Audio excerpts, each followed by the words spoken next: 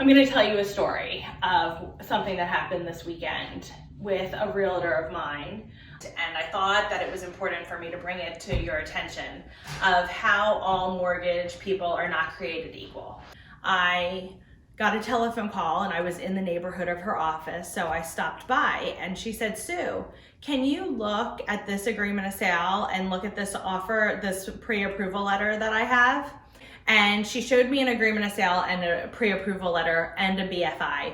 And she said, "Something really isn't jiving for me here. Could you look at it?"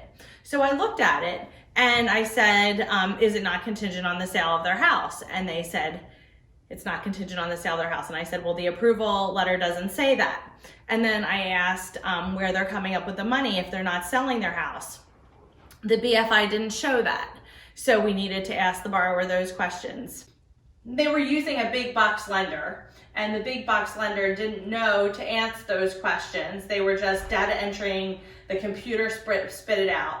And when I dug into it, we found that there were a lot of issues that we needed to clarify. One of them was that there was an extraordinary amount of a seller assist in there, and it didn't cover closing costs and prepaids.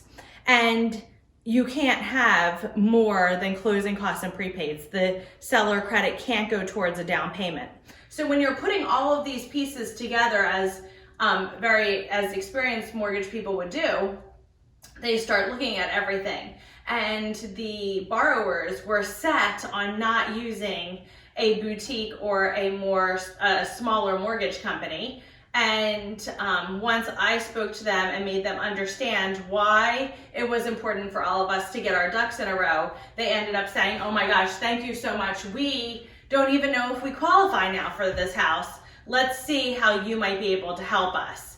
So after I threw that one scenario out, we started actually working on the scenario that would allow them to buy the house, that would allow them to get into the house with the money that they had and qualify with the income that they had. And if I hadn't been driving by that day and really was able to sit with the realtor to go over how these steps and the process works, it might have not worked out so well for everybody. So the moral of the story is, make sure when you're talking to a lender that they have experience, that they know what they're doing, and when plan A doesn't work, that they can go to plan B, and that they have many rabbits that they can pull out of their hat. Thanks, and have a great day.